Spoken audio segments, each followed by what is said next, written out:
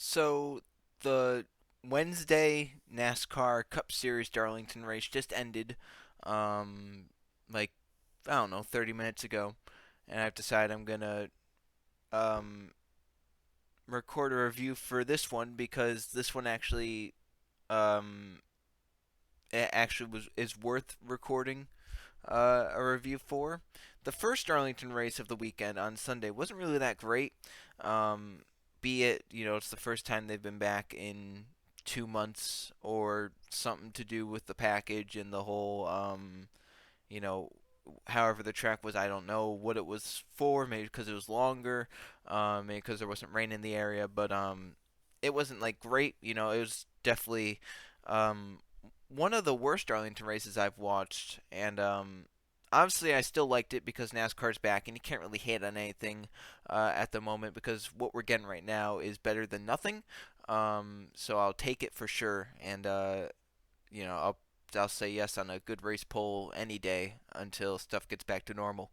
Um, so yeah, that race didn't really have much. Jimmy reckoned himself in the lead, and at the end of stage one, the final lap was I don't know the word depressing kind of to describe it. It was kind of just like even if you're not a Jimmy fan, you're just like, oh man, that's terrible.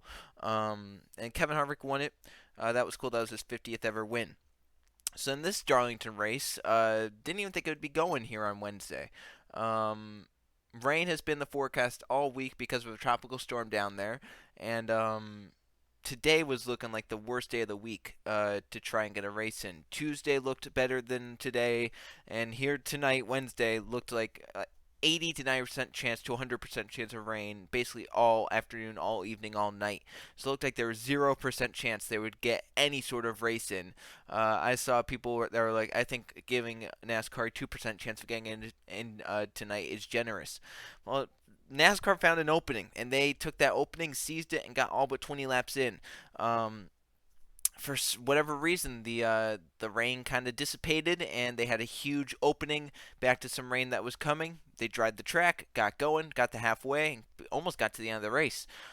So it was very very cool to see that work out for NASCAR and for them to get this race in and get it to an official distance and basically get most of the race, 90% of the race in, which was very very cool to see. I'm very proud that that was able to happen there because for a while it was looking like this race is gonna have to be either put to Thursday night and hopefully run it then, maybe Friday if they wanted to do that, and if none of those worked out, then they would have to put it to some weekday, some Wednesday during the next portion of the schedule that they released.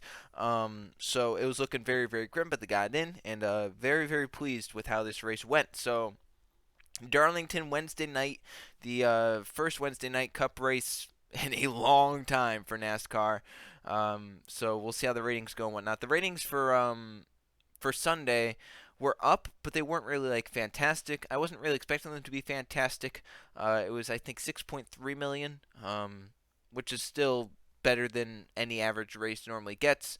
And maybe if it kind of pique people's interest, people will start watching more, and maybe we'll get some better viewership. But yeah, so to talk about this Wednesday night Darlington race, it was a good Darlington race, even though I still don't like the package they used there. Would really love for them to use low downforce there. It's one of the. I think it's the number one track that needs low downforce, and a track that doesn't have low downforce right now. Um, but still, the race tonight really really good. Definitely the best Darlington race I would say since like 2017, 2016. It had a lot. It had a lot of comers and goers. Really, people didn't really like dominate the race. I think Boyer led the most laps. He led like 80 or so. They didn't invert at the beginning. They inverted the top 20 finishers from the race on Sunday. So if you finish 20th in the Sunday race, you start on pole in this race, which went to the 37 of Ryan Preece, and then Ty Dillon also started in the front row. Stuff was pretty normal early on. We had some, crashes, some spins, cars getting to the wall, whatever. Brought out some early yellows, competition caution for the rain, and stuff. Got going. Finished stage one. Clint Boyer won it. Stage two. Clint Boyer also won, and it was a pretty normal Darlington race up to that point. We saw some battles mid-pack, drivers falling off later into runs. In fact, in stage three, we saw a really, really long run. and it definitely showed who had a better long run car versus a short run car. Eric Jones looked like he really fired off on some short runs, but then the long run came around, his car fell off a cliff. He started dropping back big time. Same with Kevin Harvick, while Denny Hamlin and Brad Keselowski, Jimmy Johnson started to charge forward. Chase Elliott was also pretty fast on the longer run, and others started to drop back. Pit cycle started with Kyle Busch. Others came in. Brad Keselowski, Brennan Poole stayed on the racetrack, and they got a fortunate break with Matt Kenseth pulling a tire, spinning the car around, and the yellow came up because of that, which then had 4 cars on the lead lap. Brad Keselowski, Brennan Poole, who stayed out, then Chase Elliott, Denny Hamlin, who were first and second before pit stops, got by Brad before the yellow came out to unlap themselves to get back on the lead lap. Kyle Busch, who was currently in the 5th position, took the lucky dog to get back on the lead lap. On the restart, there was some jostling around because there were some lap cars in between the drivers who took the wave around and the lucky dog and the front 4 that were already on the lead lap. Chase Elliott stayed out. The other 3 came down pit road. Kyle Busch from the lucky dog position came down. A lot of cars took the wave around. You had some lappers in between the lucky dog and the wave around and the 4 race leaders. Brennan Poole didn't get going. Ryan Blaney takes a 3 wide on the restart, turns 1 and 2. Kind of slides up the track into Poole, which sends him into Kyle Busch. Busch almost gets to the wall, but luckily saves his car and keeps on going. The race goes green for, I would say, maybe 10 laps with Chase Elliott trying to hold off Brad Keselowski, doing some intense side drafting down the front stretch because you have to do that with this package. In fact, it works so well because there's such big spoilers that side drafting really, really comes into play, which is something I hate side drafting at Darlington. You don't think you would see that, but you do. Like Chase carried him down the racetrack, chased him down the racetrack to try and side draft him. A yellow came out for Clint Bowyer, getting into the wall and spinning around. Definitely one of the better, if not the best car of the night involved in that. So ton of damage went to the back of the field, and with all that damage, never could recover because there wasn't much laps left. All the drivers came out of the pit lane except for Denny Hamlin and Matt DiBenedetto, who stayed out hoping for some rain because there was some rain in the area with less than 30 to go. If it starts raining, they're probably calling it because people have to get back home. It's a 2.5-hour drive, and then some of these crews are going to be coming back the next day for the Xfinity race, which might not even get in, but they still have to come back. So, Hamlin and DiBenedetto stayed out hoping for that rain. Rest of the field came down, put 4 tires on it. Chase Elliott restarted in 6th. Kyle Busch restarted in 4th. They're going to be 2 of the biggest factors in the outcome of this race. So on the break, the outside lane gets going as it has done in the last few races here at Darlington with this high downforce package. You use the outside, you get the momentum around the outside, can keep it up, and you bog down the car on the inside with it being such an underpowered package. Keeping that momentum up really, really matters, especially right here at Darlington with the tight corners and stuff. So the inside doesn't really get going. Kyle Busch and Chase Elliott get to 2nd and 3rd. Chase then gets to the outside of Kyle Busch. Now, Kyle, I was actually listening to Scanner. I got Scanner.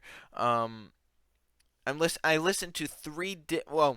I normally listen to just the officials and the scan all, which basically just scans through all the things, and whoever talks at a moment, it puts their audio on.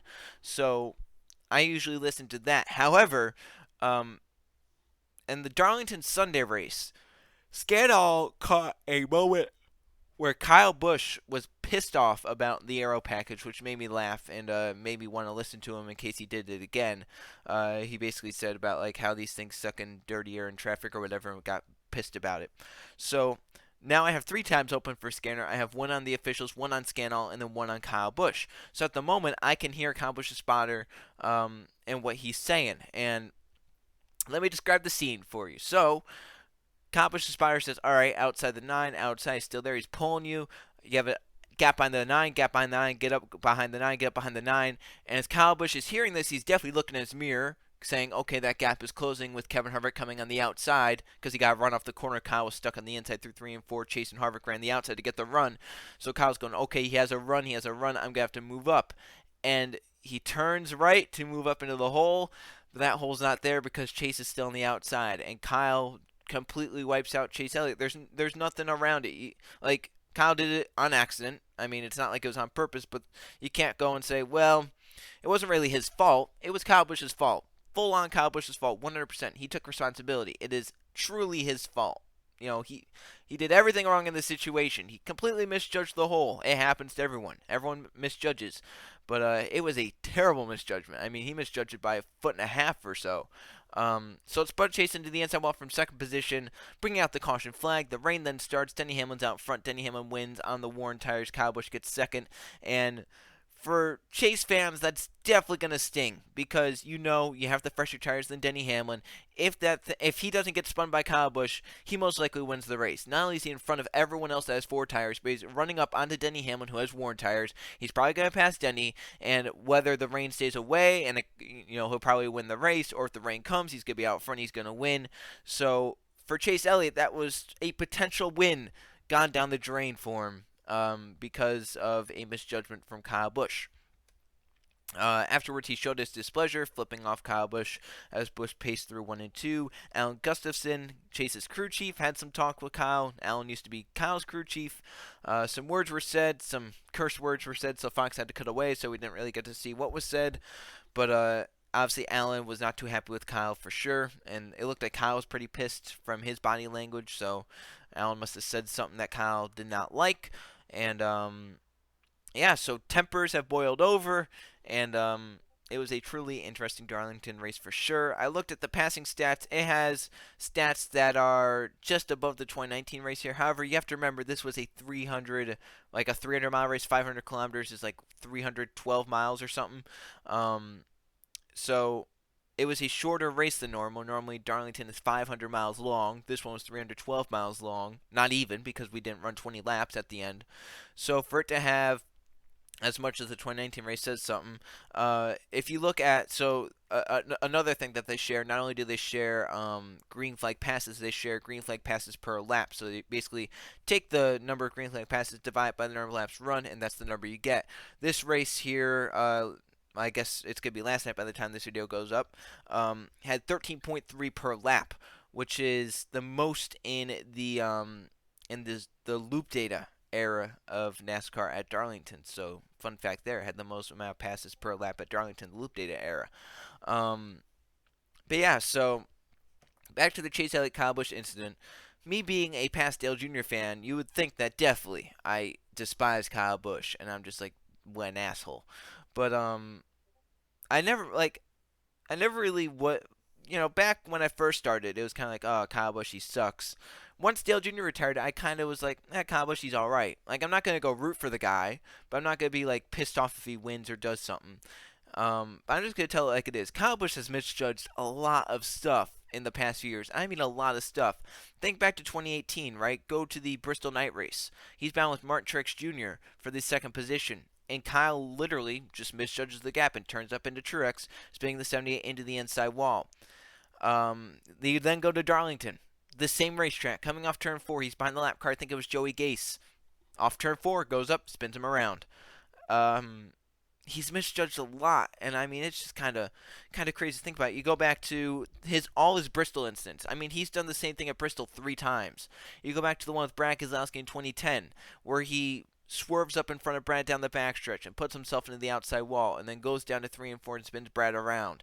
You go back to the truck race in 2011 with Elliott Sadler, where he moves up in front of Sadler and puts himself in the wall, then waits on Elliott and spins him around. You go back to the Xfinity race from 2016 or 2017, where he does the same thing with Brad again, and this time it puts him up into the wall and he can't pay Brad back. He's misjudged a lot over his career. And it's just kind of crazy to me how he's misjudged a lot of stuff like that, especially 3 times at Bristol in the same way, and then 3 times the same way of just misjudging the rear end of someone's bumper.